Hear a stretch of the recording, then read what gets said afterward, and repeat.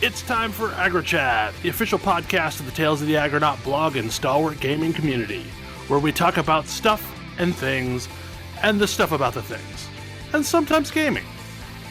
I'm Belghast, and let's start the show. Hey folks, it's that time again, time for another episode of AggroChat. This is episode 450. Tonight I'm joined by Ammo. Hello. Ashgar. Grace. Hello. Kodra.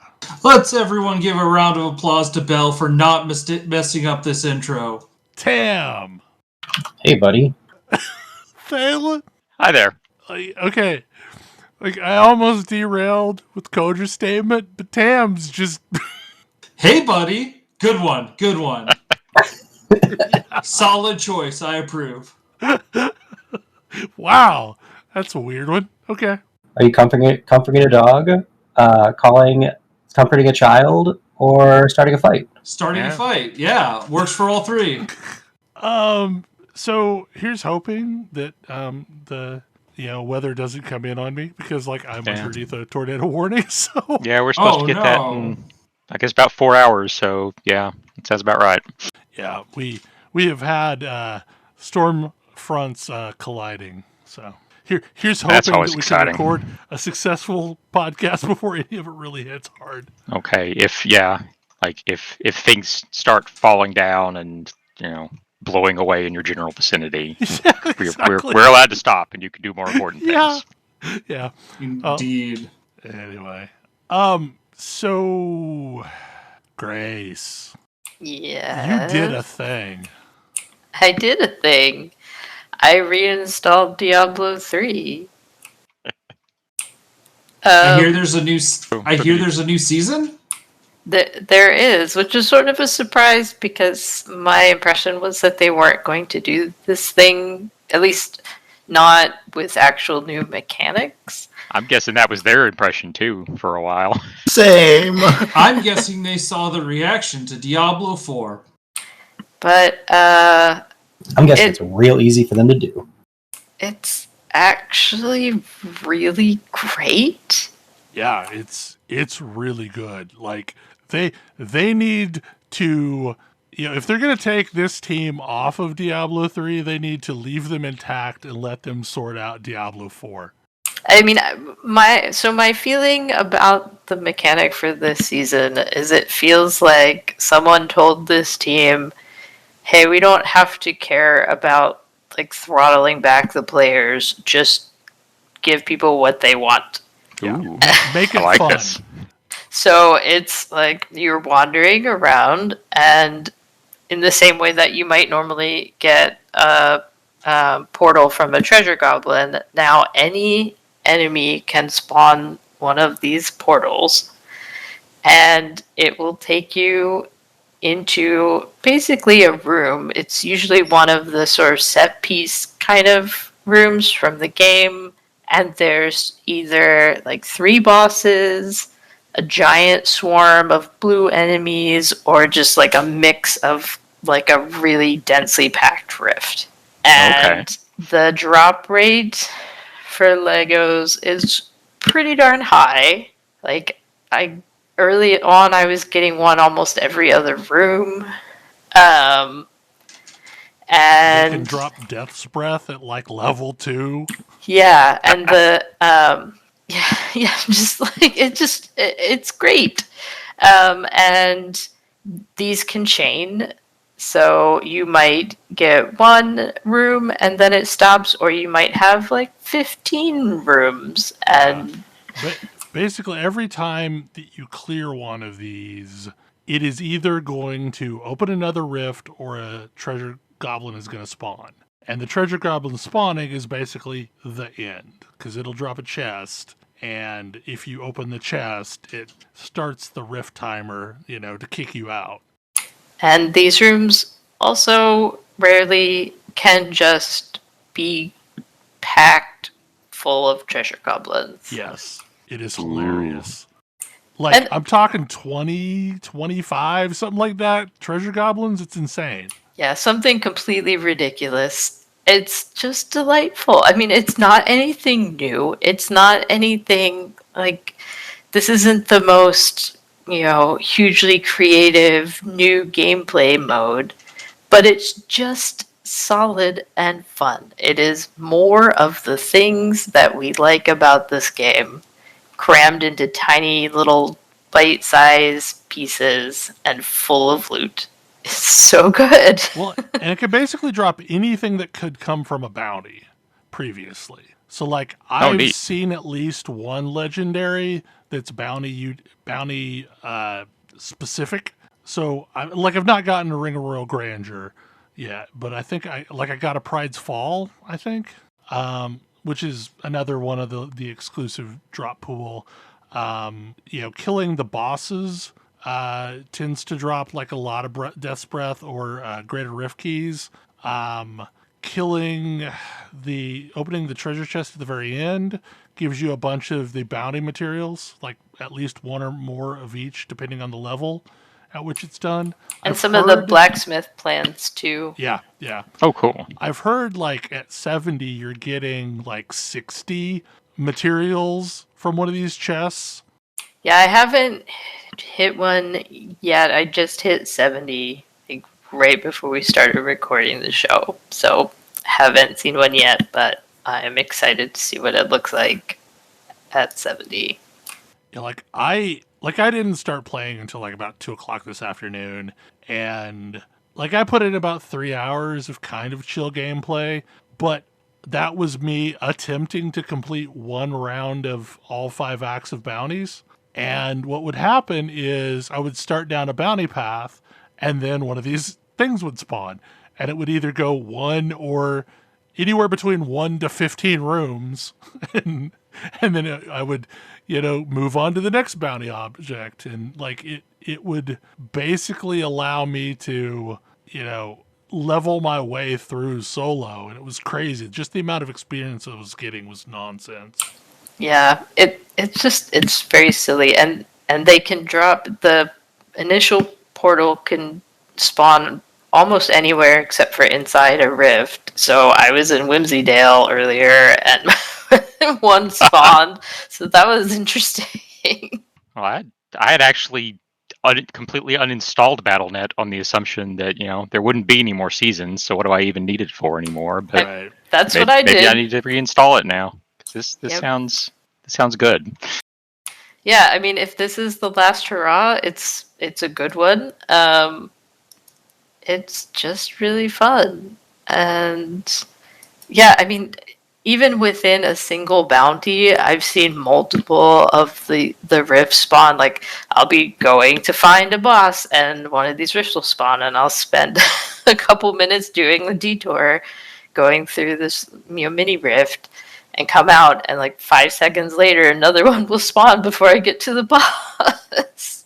Yeah, like I've started forcing myself to actually like complete the bounty before I go into the rift, because otherwise, like I was never gonna get it done.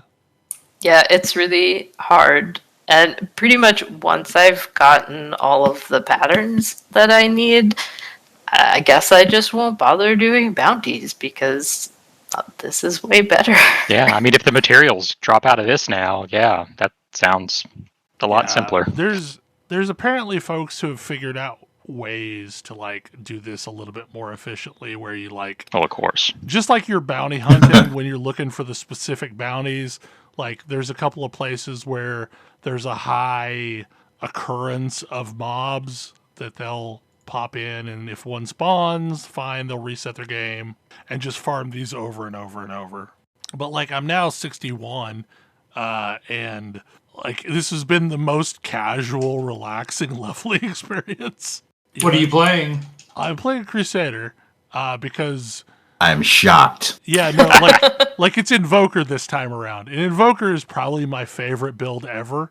Like it's the reason why I love Righteous Fire. Like Invoker and Righteous Fire are in the same family of builds. Just like, can't die? Well, no, it's a don't stop hitting yourself. Enemies build. just kind of die around you. Yeah, it's a Thorns build. How dare you come near me? You stack thorns and you taunt them onto you, and then they attack you and they kill themselves. And you just run A around. build which Path of Exile intentionally does not have, weirdly enough. Right, which is bizarre. Like, well, Path of Exile doesn't have the concept of thorns per se. It sort of It does. has Like, reflect damage, right? Yeah. Well, it has, but I should stress, it has the words reflect damage. I don't know enough about how words in Path of Exile work. So reflect damage means if you go into a map and you do the type of damage it reflects, you are going to die. Right. That is what it also means. It has as an item affix reflects X damage to attackers. Right. But the thing is that I don't think damage that's any good. does not scale with anything, so it is bad. So unfortunately, a real Thorns build in Path of Exile is essentially impossible. But some asterisks there. There's some things you can do. Is there something that's like cast on damage taken builds? Yes, that is absolutely exactly that. In fact, Mhm. A lot of times you are deliberately doing damage to yourself to trigger the thing. Yes. Wait, really? yes. Uh-huh. So you remember when you had Skull's Bridle and you were doing a tiny bit of damage to yourself? No. Like at one point you were life leeching off of yourself because of a weird item you had? Maybe. Yeah, there's a bunch of interactions like that. Yeah, like you can absolutely do a damage where I cut myself and you die. Yeah, there's some hilarious builds that are essentially self-repeating loops where you do a thing which triggers another thing, which triggers another thing, which triggers the original thing. The most common and infamous one is called Ward Loop, based on a ring called Heartbound Loop and a game mechanic called Ward, which causes you to cast spells and do damage to yourself, which do not deplete your health or defenses in any way, but they still count as doing damage to you, so you can use them to trigger cast when damage taken. And because of how Heartbound Loop works, you can use them to summon more minions, which die and trigger Heartbound Loop again, and cause you to have a perpetually sustaining spellcast loop. Yeah, you can basically set up like a Magic the Gathering Infinite combo. And I think you can crash the game if you do this wrong. Correct. Both of those things are correct. You need to make sure your loop is killing enemies because otherwise it can crash the game. Fun. Like when you put off a really long combo on Arena and it decides to tell you you're done. Ropes you out? Yep. Actually, isn't there the super long combo that ropes your opponent out? If that's a thing, I hadn't heard of it. Yes, it's definitely a thing. You initiate the combo and then hit pass turn, and the combo takes so long that it ropes your opponent before they get game actions. Oh, dear. Ouch. That sounds like a bug. It should be fixed. They're not going to fix any instance crashing you happen to do to yourself by setting up spellcast loops. That's your own fault. Yeah, they've at least isolated it to the point where it doesn't actually crash the server anymore. But that's apparently a thing that used to happen. But yeah, like Crusader's fun. I played Demon Hunter last time. That has always been my I don't want to think about a season build. But I figure like if this is going to be the last hurrah, I might as well, play the thing I really, really, really love. Yeah, have the most fun you can. Well, especially since it's the Hadrig's gift set this time. So like That's handy. That makes everything so much simpler. Isn't it God for DH? Yeah, Dragon. Demon Tears of the Hunter. Dreadlands? Demon Hunter is Shadow, which is not great. Like I just got my 2 pieces, and I'll probably build a little Impale build and wander around until you can farm another set. until I get something better. Yeah. If you tell me Wizard got Delseers, I might actually turn around and play this thing with you. Can find that out. Just tell Rasha that set can just go rot. Wizard is Firebird's Finery. The worst set. Jade Harvester for Witch Doctor, Anarius for Necromancer, Monkey King for Monk. Oh man, I should have done a Witch Doctor this time around. That would have been smart. And Might of the Earth for Barbarian, which is the Earthquake set. Mm-hmm. I think Anarius is pretty fun. That's the Bone Armor one. Yeah. Yeah. I don't know. Like it's been weird in Diablo land lately. So something that happened this week that like probably no one will really care about other than like people who, are entirely too online. Rax has stepped away from Diablo, or has announced that he's stepping away from Diablo to play more Last Epoch and Path of Exile. I assume this is a major Diablo streamer. So, okay, do you know what Maxroll is? Yes. Rax is the CEO of Maxroll. Oh, The website was seems started pretty big. for Diablo and has branched out into other games. Uh-huh. But, like, he just can't bring himself to keep playing Diablo every day. Oh my. Yeah, like, there's some numbers floating around, and I don't know the veracity of these numbers, but I keep hearing them over and over and over, that I guess Diablo 4 had around 7 million concurrent players at launch, and is down to around, I want to say it was like 48,000 players. Yikes. I mean, I definitely don't hear anything about it as often as I would expect for a popular game, so... Well, okay, so it is 8:30 as we record this Central Time, and I am scrolling through my lengthy BattleNet friends list since I'm in D3 as we're recording this, and I see absolutely no one in D4. Yeah, I would expect right now to be about prime time. But yeah, like it's been a weird time, so it kind of does the heart good that, you know, there's a D3 season and it seems to have really nailed it. I mean, I also realize like this is like a weekend at most. Yeah. Like it does not take very long to get through a D3 season, but it's still kind of cool.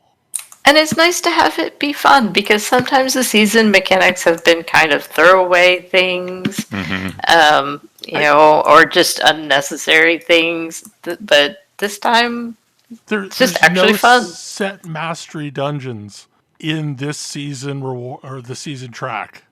Really? What? Yeah, it's not in there. Yeah. Weird. That is interesting. Because no one likes them. Like, it's a universal thing.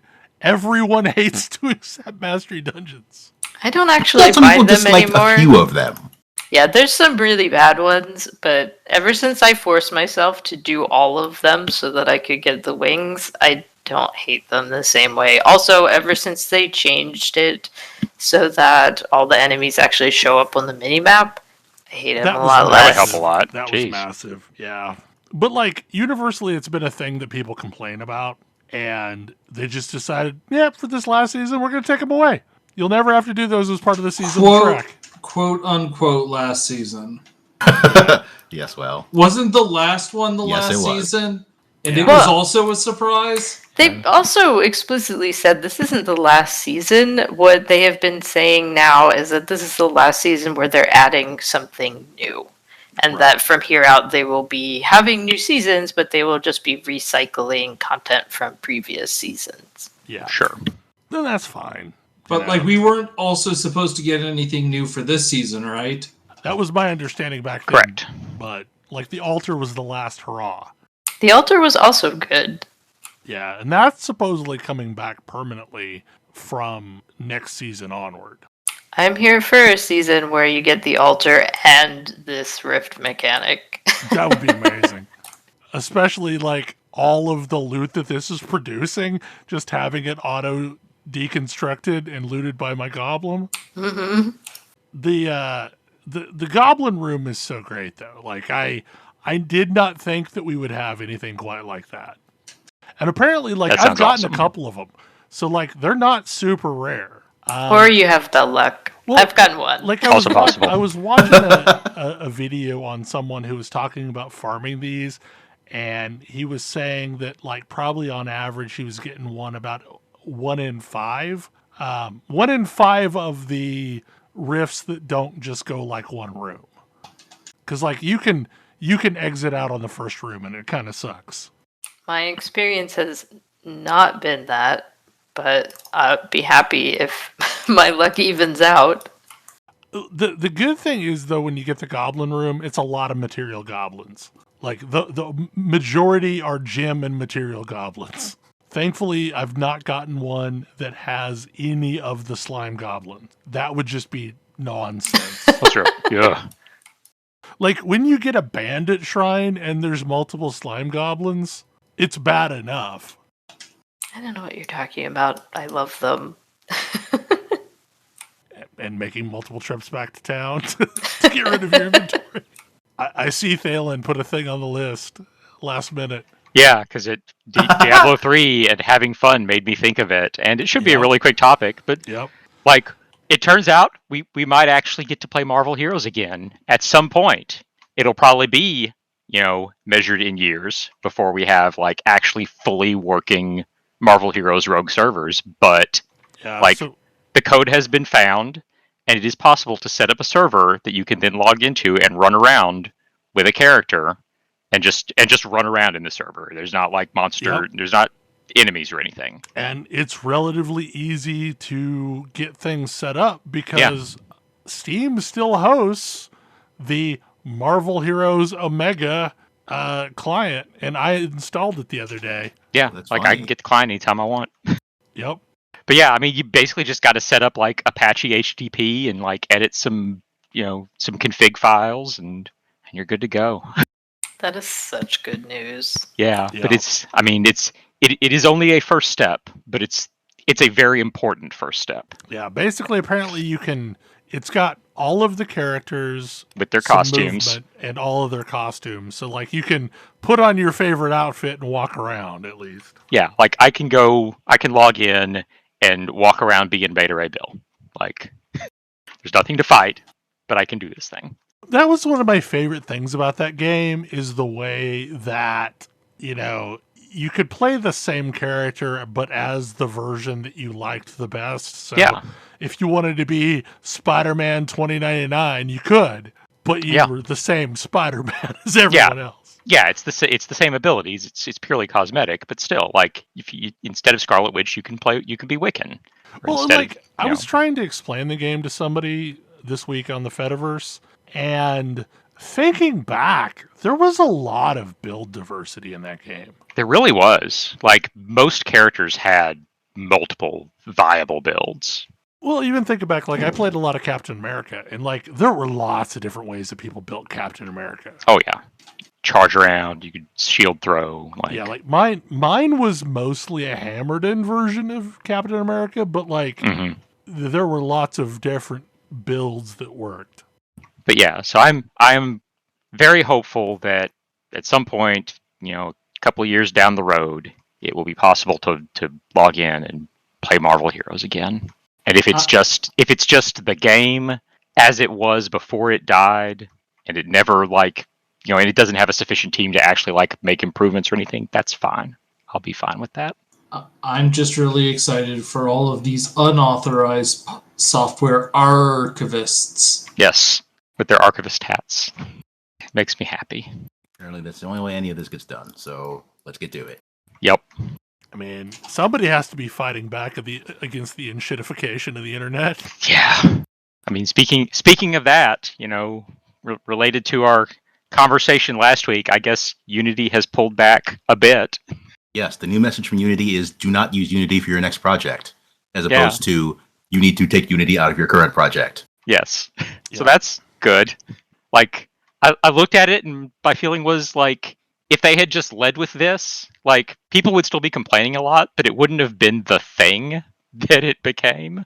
So, Well, the per install fee is still really, really, really dumb. Yeah, no, and they still have it in there in some respects. Yeah, but there is a maximum cap on it. Also, it's going to be based on self-reports, and you can take a revenue share instead if it's better. So, like, why did you bother? Why did you do the shitty thing? To see if they could get it past people. So, the thing that kind of came to my attention this week, unrelated, it's more on the ARPG topic, but I guess there's a company called Moonbeast Productions that has coalesced out of a bunch of the people that used to be at Blizzard North, and they're working on another ARPG. Okay, and it looks really neat. Yeah, like it's kind of a Diablo meets Minecraft-y kind of thing. I said the last time this happened, we got Torchlight. Yeah. Well, like it's some of the people that went off to create Torchlight. Okay. But yeah, like it's a more cartoony looking vibe of a game, but also with destructible terrain.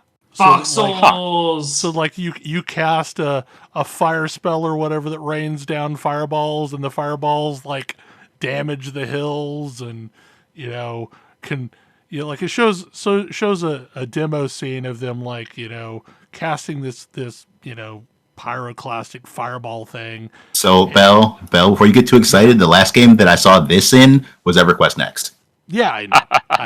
I mean, this is way more rudimentary than what EverQuest Next was trying to do.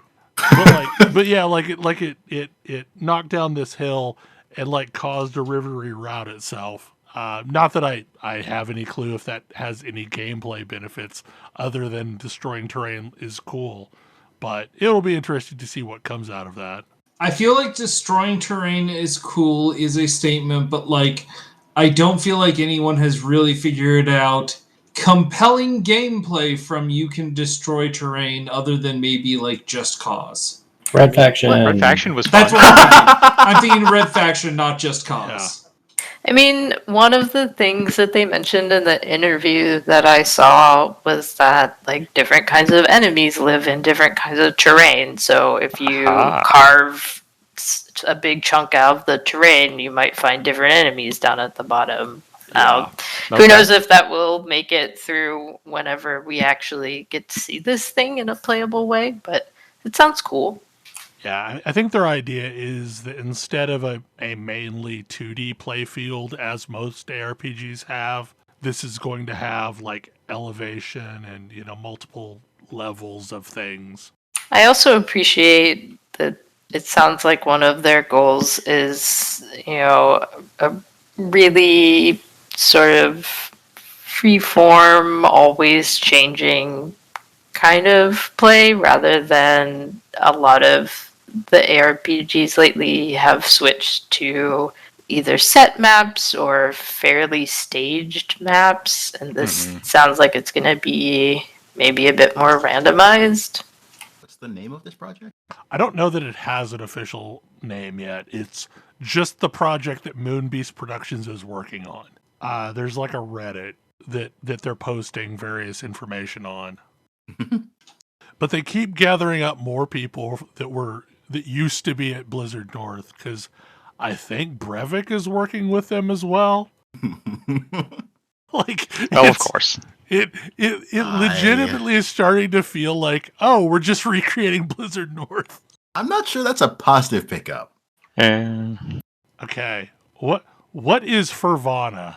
Furvana is a furry convention out in Ocean Source, Washington, which I attended like 2 weeks ago with Ash. It was a lot of fun.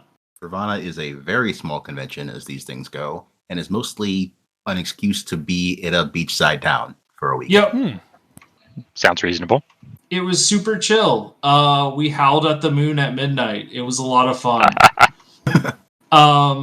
It was definitely cool going to a furry convention for my first time. Like, this was definitely, again, like my scale of convention has been completely broken now. Because at some point I realized I went to PAX and PAX felt small to me. And yes, but like I also am probably going to be going to Geek Girl Con in like 2 weeks, and this felt small compared to that. I think it is small compared to that. It's definitely small compared to that. But this is small. Like, this is very small. But this was the biggest they've ever been. At like 1,800 people. Or 800. 800 people, yeah. Yeah. That one. Off by a digit. Yes. But no, it was really cool. I got to learn a lot about plush making, which was neat.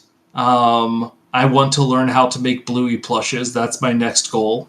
But yeah, they talked about like 3D printing. There was a whole bunch of, it felt like I am interested in this thing and I want to talk about it with people, which was a neat experience. It was definitely very community oriented. That tends to be what panels at furry conventions are like. They may or may not relate to anthropomorphic animals in any way, but I'm here. Bunch of people are around. Let me talk about this thing. I played some Magic Commander, which was very interesting to me because I've never played Magic Commander in the wild. Like, I have only played with my home game. My reaction is, I am not used to the power level of most Commander games. But also, my control deck is very good when I am like having to deal with one out of control thing, like in a single go around. But most Commander games have way too much stuff going way out of control. So my control deck definitely falls off, and I need to learn how to play it as more of a political deck, which is what I always intended it to be. So but I had some fun. I managed to somebody managed to cast a Knowledge Pool, which is a hilarious card. That's a card nobody should actually include in a deck unless they're prepared for rules nightmares to start happening. Well, the thing is I am prepared. Like, I didn't realize you were prepared. I was definitely prepared for this card. The idea of the card is every spell you cast gets countered and exiled, and first off, everyone exiles 3 cards from the top of their graveyard. These exiled cards form the Knowledge Pool. Whenever you cast a spell, it gets exiled, and you get to cast a different spell from the Knowledge Pool. Oh no! So the problem, what people quickly realized was happening, is I have a deck where every single spell casts at instant speed, and I could literally just steal everyone's spells. Somebody had I managed to bounce somebody's commander to their hand, and they cast it from the knowledge. They cast it back into the Knowledge Pool. I was like, "Hey, it gets exiled. Do you want to send it to your command zone?" And they're like, "No, because I don't want it to cost more." I was like, "Cool. I'm going to cast at instant speed your commander." Oh my! I did not win this game. You got a lot of hate, I imagine. Well, no, it wasn't even that I got a lot of hate, because my deck was definitely not the most powerful at the table. Other decks popped off and just blew me up. Like, I was at the bottom of the power tier there. I just sort of knew how to play around a Knowledge Pool. But yes, no, it was like the Furry Parade was super cool. Like, going down, like marching from the convention center to the beach with like probably 200 or 300 fursuiters was awesome. I don't think it was quite that many. Fursuiters just take up a lot of space. Okay, fair enough. Seemed like a lot. It was a long parade. I could not tell how long the parade was, for obvious reasons. Yeah. But no, it was really fun. I picked up a cool print of May from Night in the Woods. Neat. Very cool. So when I went to this convention in 2021, they canceled it in 2020 for reasons. Mm-hmm.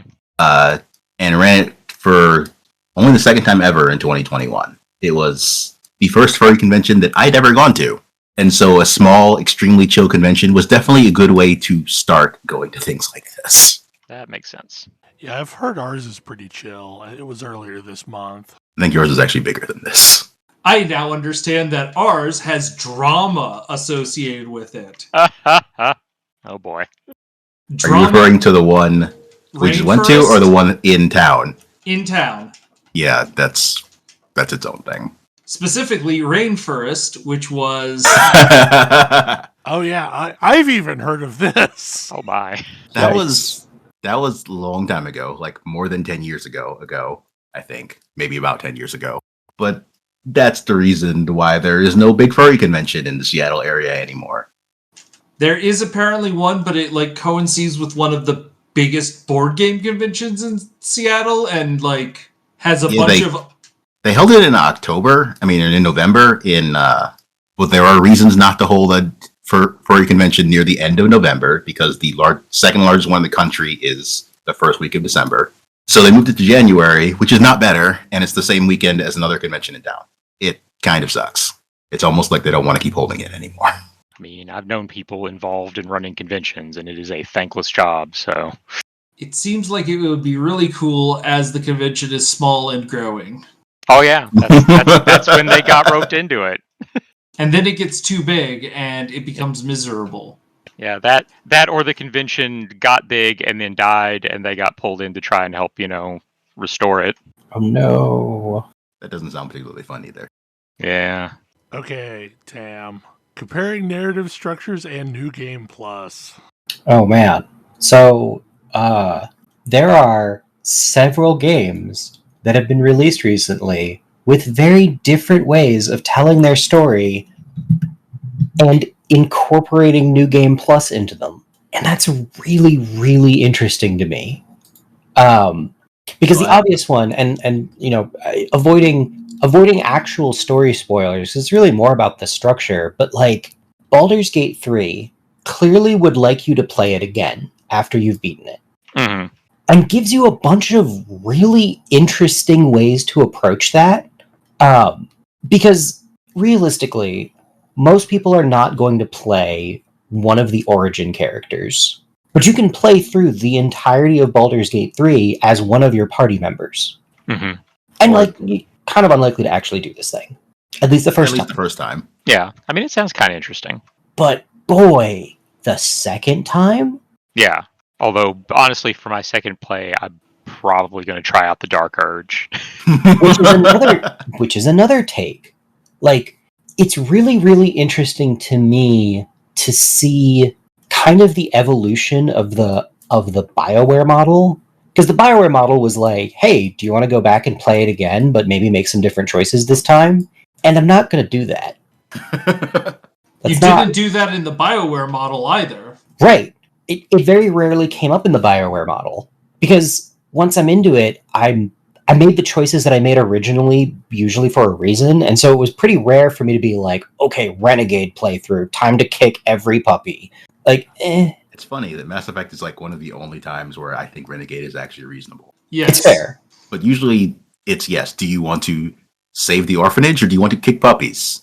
And it's like, There's a lot of games that I've played through multiple times with varying conclusions, but I don't know that I've ever done a New Game Plus. So is Baldur's Gate even a New Game Plus, or is this just... It is not. Okay. Yeah, no, it's playing it again. Yeah, Baldur's Gate is not 37. It's not set up for New Game Plus.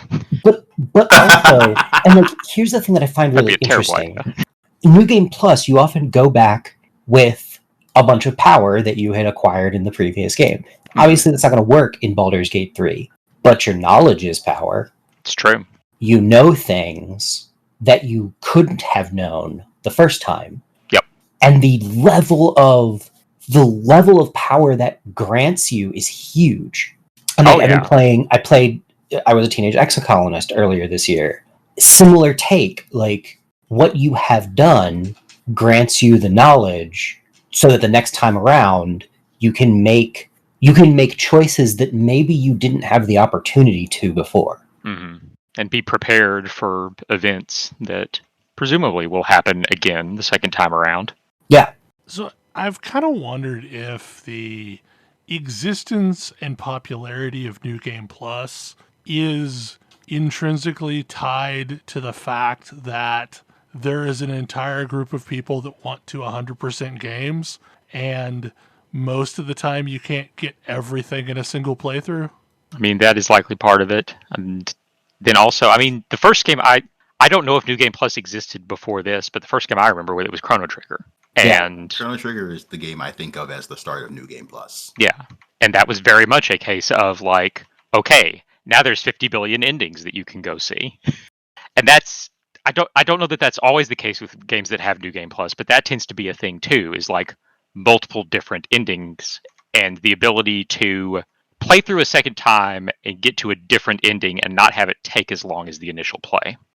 I've definitely also engaged with New Game Plus just because I really enjoyed the story of a game and want to engage with it again, even if it's the same, but I don't want it to take as long. So, like, I've done New Game Plus, I think, with Ratchet and Clank games and Horizon Zero Dawn, where I just, like, I want to keep engaging with this game. I'm not ready to be done with it, but also I don't want to zero out all of the power that I've gained from my original playthrough. Yeah. I think of New Game Plus and Ratchet and Clank as a thing I want to do because I want to keep playing with these tools I've got. Yeah, that too.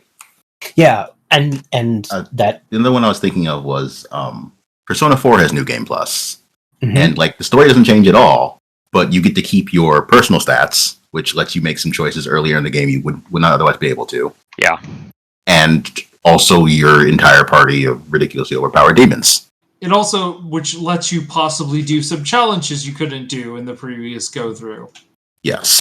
I mean, it segues into the other game that I was thinking of that follows that model, which is Armored Core 6, which I think the true ending is New Game Plus, like the third playthrough. But the second playthrough is fun. I don't think Souls games do New Game Plus. Do New Game Plus well, you mean? I mean, meaningfully at all? So I was about to say, Souls games take a very different take on New Game Plus, which is New Game Plus is challenge mode now. Yeah, but... I mean, that's what they call New Game Plus in Ratchet and Clank, but... Yeah, but you're not rolling... As far as I remember, at least in the Souls-like games I've beaten, you're not going back with your full suite of powers. Yes, you are. You usually are. Are you? Okay. Yes. It doesn't matter. Everything else is so much stronger. And this is the thing, Armored Core, the only stuff that comes back harder in New Game Plus in Armored Core is the new content. Everything else is the same. And that rules. Like, rolling back in, because this is a game that is often very difficult. And being able to roll back in on a boss that punished you before and to just flatten them is incredibly satisfying, especially because the game will still give you challenges elsewhere. So I should stress, I don't actually know the difficulty level of the NG++ and +++ versions of Dark Souls. I do know that the bosses give more experience, and I think they have more hit points. I don't know if they hit harder or behave any differently. They do not behave any differently, I think, in most games. So I guess I should say, I don't actually know how hard it is. Usually by the time I finish a Dark Souls game, I'm ready to put it down. Yeah, and I think that AC6 is actually, because it's actually a relatively short game, it works a little better for this, especially because the second playthrough you are blazing through the levels. Yeah, I think that's interesting because I think there's definitely games where it's like I want to immediately go back in, and sometimes I can and sometimes I can't. And like that works well, but like there are also games, again, a game I'm going to talk about here is probably Celeste, which doesn't have a New Game Plus, but also kind of does. Because it's very easy for you to get to the peak of Mount Celeste, see credits, and be like, cool, I beat that game. This game is over now. And that is a perfectly valid way to stop playing Celeste. And that's how I stopped playing Celeste the first time. But then I went back and was like, I beat it again and was like, okay, that was fun, but I'm not ready to be done with this. And it's like, hey, by the way, there's a whole bunch of stuff for you to do if you're not ready to be done here. And I think that is an interesting way of viewing New Game Plus, is like, here's content for if you're not ready to be done. Right, that kind of goes back to the Ratchet and Clank example. Although, admittedly, that content is not similar to the, say, B and C sides. Like, it's not new content. But it is a slightly scaled up version of the main game for you to use all of this nice stuff you've got on. They generally let you do it more than once, but it only scales up once, so the difficulty is usually gone about halfway through this playthrough. If it existed in the first place, sometimes weapons are overpowered in that game. I was going to say, the one Ratchet and Clank I played had an interesting difficulty curve, where it definitely felt like there was a point in the mid-game where things were hard, and then by the end game, I was so powerful. Usually the challenge, if such as it exists, is either in one bosses or in what to do when you run out of ammo or your overpowered weapon. I was about to say, I felt like I had a couple overpowered weapons. Yes. Look, the new one is very fun, but I'm not going to say it is very well balanced. It's so fun. It's interesting to see the different takes on it, especially giving games new life that were kind of, one and done before. for a lot of people. And it's interesting seeing people experiment. Like, I'm not going to talk about it because it's spoilers, but Starfield is also experimenting with New Game Plus. And it's real weird to think about a Bethesda game experimenting with New Game Plus, let me tell you. Like, I have a hard time getting to the initial end of a Bethesda game. I get derailed and just go off and do things. Well, from my understanding, the best way to put it is this is a game that lets you derail yourself, even if you don't derail yourself. If you crit path the content, cool. That's fun. Crit pathing content is great. Now there's weird stuff for that, too. Yeah, one of these days I will definitely pick up Starfield and try it. But first I need to finish Baldur's Gate 3. I did actually hit level 5. Which, But first you have to pry yourself away from Delve. That too. I mean, I'm not in Delve right now. Right now I'm running a map and I'm collecting delicious juice. But yeah, there's just like, I can't play all the games all the time. Yeah, which is Makes me why sad. I have a hard time with New Game Plus right now.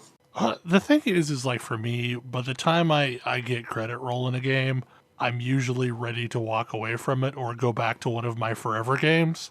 Because, like, me playing narrative games is a fun diversion from the types of games that I play all the time.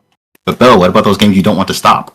Which you say is a problem kind of a lot. It is a problem. Like, there's a lot of times that I slow walk games at the end. But also, like, I don't usually want to start over, even though, like, start the story over. I don't know, it's weird. Because, like, New Game Plus is going back to square one, and what I really want, like, say, Mass Effect 2. What I really wanted in Mass Effect 2 was the ability to just keep doing side missions forever. Well, or how about what if you got to keep all of your power and play through Mass Effect 2 again? Yeah, but that's not as appealing to me. Like, yeah, no, I've already done that content before. I want You know just what new game content. I'm wishing had a New Game Plus right now? What? I wish Psychonauts 2 had a New Game Plus. Ooh, yeah. I would love to play through all of Psychonauts 2 and not have to re-earn all of the powers. That would be pretty cool. I mean, did you play it on console or did you play it on PC? Fair. Because chances are somebody's probably got a save game that does just that for you. Modding away your frustrations is absolutely a thing on PC. Alternatively, modding in more frustrations. Yeah, I mean, you could do that too. if that's you your want. jam. It is my strawberry jam. Okay, Kodra. What is the don't let your memes be dreams topic? All right, so I heard Ashgar mention it as this. The final auto-scroller in Mario 64 that they had not figured out a way to skip, they've now figured out a way to skip. If you're familiar with Mario 64 and the level Rainbow Ride, this is riding the carpet to the top of the big house. It's generally long. You kind of have to use the carpet to do it. It takes a really long time if you're a speedrunner. Like, almost a minute. Wow, that's forever. It takes more than a minute, in fact, because doing this skip saves a full minute.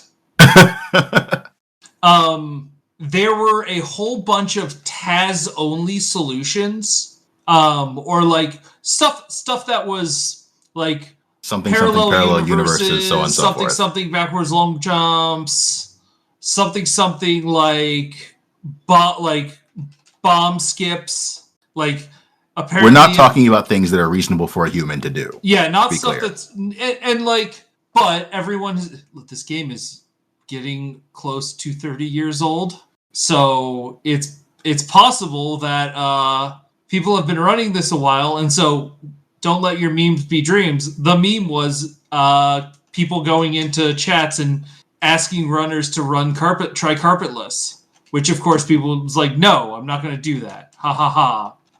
And that's now a thing you can do? Somebody figured out a setup for this where you basically get into a very precise position using very specific inputs, but less specific. I'll get to it.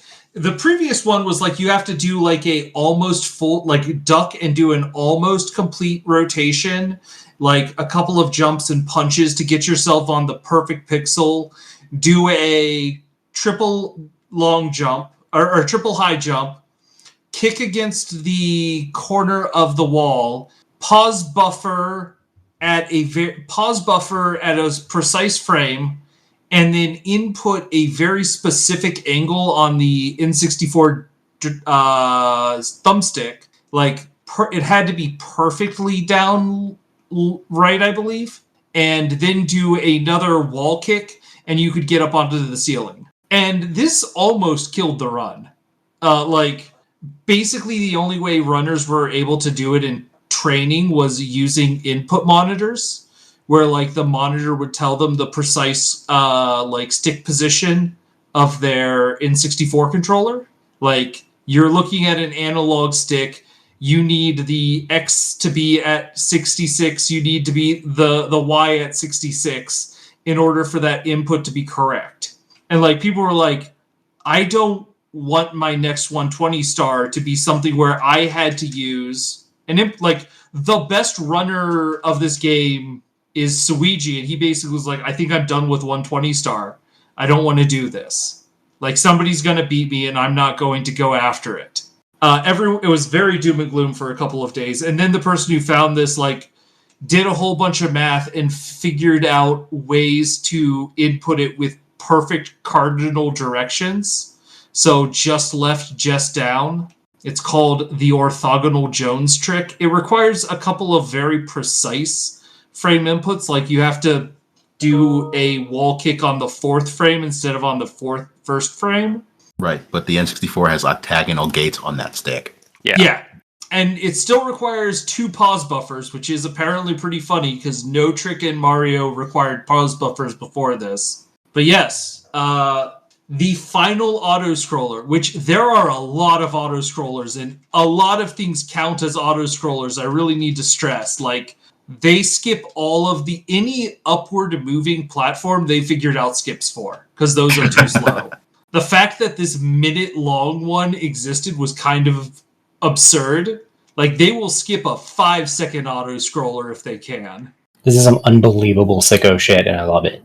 Yeah, it's just like the dedication to a game that, you know, came out lots in of the 90s? Lots of people played, but never like this. Man, do you know how bonkers it is that this is still like one of the most active speedrunning communities there is? Like this and Celeste have definitely Celeste and probably Minecraft have some of the most enduring speedrun communities. Yes, and unlike Minecraft and Celeste, this game came out in 1996. It's people true. running this game are not as old as this game. Yeah. Anyways, it was interesting to me just to see it's still interesting watching this and seeing somebody be like, the top person in the world be like, this is making this not fun, and if it's not fun, I don't want to do it. Like, even at this level, that ethos still comes through, and I kind of appreciate that. It's important. Like, no matter how competitive you are, it's important that, you're enjoying yourself. Hey, Kodra, have you ever seen any of the Path of Exile speedrunners? I have not. That is absolutely a thing that exists. I imagine it sounds very RNG heavy. Less than you might think. Nope, it's almost entirely deterministic. Fair enough. It is sometimes hard to get your socket colors early.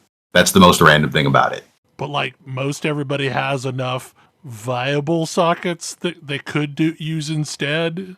But yeah, no, there are people that can do the entire campaign in an hour and a half-ish.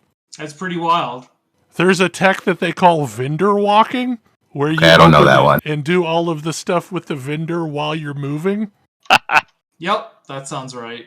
And there's some way that you can have your inventory up while you're loading the next map screen so that you can do inventory maintenance while you're waiting on the map to load.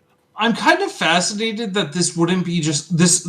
The other thing I would think with live service runs is they would get patched and old versions would become unplayable, which might be a real problem for strategies. It is, actually. There was a major change made last patch. Yeah. Last major patch.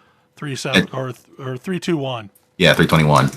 That changed up how the vendor recipes for that most of these people used for starting spell builds. Hmm. And so some things had to change. Which is like very challenging if like that means that puts old, like, do you have to come up with new leaderboards at that point? I would suspect yes. Yeah. Well, and the thing in this community is like there are several events that happen throughout the year that are just races, and like it tracks it at a server level who is in the lead. Yeah, and like I can definitely see like racing, but like from a like world record speed running, I think it would be kind of a challenge. Just because like yeah, like somebody could get a record and then there's no availability to go back and beat that record on the patch that they played it on. Which is why a lot of speedrunning is like being able to play it on the patch that is the fastest. That's why Hollow Knight 1221 will never die. Because it is the fastest patch. It's got all the best bugs. There are hilariously some bugs that only work in current patch and don't work in that version. Yeah, but I'm guessing inventory drops is not one of them. It's not. So that's why that's the fast patch. It's the fast patch. Inventory drops are great. Also lever skips. Not in the most recent patch. Mice and Mystics. I am guessing this is a tabletop game. It is a tabletop game. Well, it's actually a board game. Yeah. So it is a board game that is sort of like Gloomhaven style. Like it's an adventure game. You're going in. You've got a bunch of characters. It's very Redwall. It's interesting how it sets it up because it sets up as like all of these characters were human and then became mice. Okay, cool. But yeah, you're like going through, you're reading a story that's setting things up, and then you're like exploring through areas, you're fighting other enemies, usually rats or bugs. The big scary boss is a cat, although that's more of like, it's not actually an intelligent cat, it's just there to like, you know, be a mouser. You're trying to get back to your castle because for some reason you've gotten kicked out. I picked it up to play with my son because I want a board game that encourages him to do lots of reading. I would say I was not ready. It's very classic fantasy, lots of classic fantasy turns of phrases, and so I got to explain a lot of those, which was interesting. The king was stricken with a malady, and so we had to go through that one. But yeah, generally a really fun game. I don't know. I liked how this game also is doing exploration, where like each piece of cardboard that you play on has two sides to it, and frequently there's like an area where you can flip, like you're under the kitchen and then you can like crawl up through the cobbles, the stone of the kitchen floor, and like get to the top side of the kitchen, and there's different scenes going on. There are cutscenes. It's good intro to like the idea of a role-playing game was my other take. I liked it. Cool. And also you play as mice. It's fun. Introduce your kids to Redwall. Okay, now I'm curious about the Bluey game, because we talked about this before we started recording the show, and there were two distinct ideas of what this meant. Yeah, I don't know. But yeah, it was announced, I think yesterday, maybe the day before, that there is a official Bluey multiplayer Bluey video game coming out.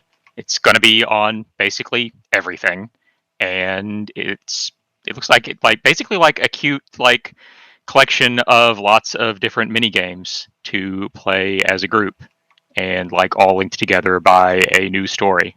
So yeah, it looks real cute, and my son woke me up very early this morning to tell me that it existed, that it was a thing. I was like, yes, maybe we'll get it. So this is Bluey the video game, and not Bluey Let's Play the mobile game that was extremely predatory. Oh my. No, this is like a console/PC game. Like it's going to be on the Switch and stuff. Interesting. I did not know there was a mobile game. There is a mobile game, and it's like free to play, but like to unlock some of the adventures you have to pay, and it definitely felt like it was extremely paywalled and extremely like focused on getting kids to go to their parents and tell them, "Hey, you should get me this." And it definitely caused some consternation in online circles, in the Bluey circles. Dislike. Yeah, no, I missed that. So very completely. candy cigarettes. Yeah. Like, this is more of a tablet game. I don't know. I did not get into this. I stayed clear after watching a couple things like, hey, maybe stay clear of this one. I chose to heed that advice. Yeah. So I can't really say, but like, it definitely had some people up in arms about it, is what I remember. I was like, so I heard Bluey Video Game, I was like, wait, I know about this. I know there was drama around this. I also do wonder, like, what is it like compared to other mobile games? Because, like, the audience for a Bluey mobile game is a lot of parents that maybe don't have any awareness of typical mobile games. So how predatory most mobile games can get. Yeah. So, like, where does it sit in that continuum? I'm kind of curious. I would be curious about that one as well. Like, as I said, I was like, I did not get into it. I stayed away because I heard a bunch of stuff and like don't need to get involved in a Bluey mobile game. But yeah, hopefully this one looks fun. I took a quick look at it. Yeah, like it's coming out in November, and it looks basically like there's games like playing Keep Away with Chattermax and playing The Floor is Lava, and you can be any one of the 4 main characters, and all play as a group. So it looks entertaining, and I will probably be picking it up. It's something to play with my son. Yay! Yeah, I'm excited for that. I will probably have to check this out. Man, I'm hoping we get some more Bluey. I hope we get a Bluey Christmas special this year. That would be good. I mean, we got kind of a Halloween special, so at least a Halloween episode. So Christmas would. I mean, we've had Christmas episodes, but another one would not go amiss. Yeah, I realize, but like we've had 2. I would love more. Yeah, it'd be an opportunity for Rad and Frisky to show up again. Oh, we are supposed to have. I thought we were supposed to have a Rad and Frisky wedding soon. Oh, good. Yes, I'm excited for all things Bluey. Well, that's probably a show. Any final thoughts? Okay. For once, no, I guess. Well, hopefully you enjoyed the show, and we will see you again next week. Good night. Good night. Good night. Good night. Good night. See you.